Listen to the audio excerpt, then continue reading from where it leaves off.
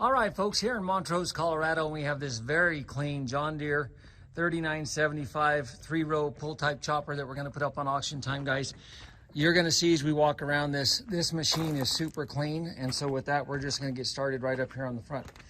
This takes the small 1000 PTO shaft, guys. If you have the large 1000, you'll have to change out the PTO on the front end that goes to the tractor, but right now, it is set up for the small 1000. You can see it's got your clevis hitch that's going to stay with the chopper. It takes one set of hydraulic remotes to run everything on it, guys, and then of course your control box, which is up in the cab, is going to control all of the individual functions, and it is going to go with the chopper, guys, so you are buying that control box as well. And I just want to kind of walk down this, folks, because this is one of the cleanest machines you're going to come across. This is a one-owner machine. They bought this chopper brand new about 5 or 6 years ago, guys. And the gentleman that we're selling it for told me that when they first got it, they cut about 50 to 75 acres a year for the first 2 or 3 years. And then they kind of increased what they were doing here at their little feedlot. And he estimated they probably cut about 125 acres a year with it the next 2 or 3 years with it. And then what they've done is they've upgraded to a 6-row self-propelled. And that's why we're selling this one, guys. But he did tell me all of your feeder house chains and everything here, guys, were replaced 2 years ago. At the same time, they went through and put new bearings and bushings in the feed rolls. And then also they replaced the knives. So they went completely through all this, guys, and changed and updated and modified everything. So not modified, but updated everything so that everything should be good right here, folks. Chains, bearings, bushings, knives, all that stuff was replaced. And then as far as the 3-row row crop head goes, folks, it's pretty clean. You're going to see little things like that where there's just a little bend in it right there, folks. But the snouts overall are pretty good on it. They're pretty straight. The gathering chains and the rubber pieces on top of those are all good. When this machine was not in use, folks, they kept it in the shed.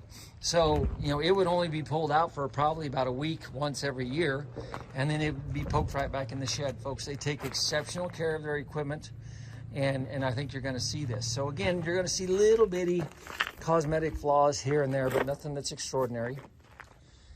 And then when you get back here, you've got good tires on both sides. You've got axle extensions on both sides, and you'll see those on the other side. Plus, we also have an extra small axle extension, and we have an extra extension for the spout that we're going to include in this as well. But when you look across the back here, folks, it is good and clean. It is not all bent up and banged up. They did not abuse this little machine at all. These folks take good care of their stuff. You've got the receptacle here. If you want to plug another implement in behind it to tow down the road, you can put your lights in right there. You can see you've got your motor right here to rotate the spout. As you can see here, they've got a couple extensions on this left side to push that out. We do everything on 30-inch rows out here. And so they've got that so it will track down the field where they want it to go. Hydraulic control for the deflector shield. Hydraulic control to swing the tongue. There's another control in there for the forward and reverse on it. And then there'll be one in there for to raise and lower the header as well, obviously. And then again, you come up here on the outside and everything's pretty clean here, folks. Jack is right there. And so the gentleman did tell me, and I didn't realize this, folks, you guys probably already know, but if you're going to sharpen your knives, you simply unhook the PTO from the chopper right there and put it on the one below. It'll run the knives in reverse for you, and then you can sharpen those knives up, and that way you're ready to go the next day. So, but guys, this really is one of the cleanest. It is the cleanest little chopper we've had the privilege to sell on any of our auctions. The spout is not all welded up. I don't see anywhere on the spout that they have welded on it. And again, we have, and I've got a picture of it, about a 2-foot extension that we're going to include on there for the spout if you guys want to raise it up a little bit higher. But there's a nice little chopper, folks. And the control box goes with it. We've got a couple extra parts that go with it. And the little guy should be field ready, folks. You should be good to pull into the field with this little chopper and start chopping, because these guys kept everything ready to go. So I'll quit bragging on it, folks, but there is a clean one. If you have any questions, give us a holler.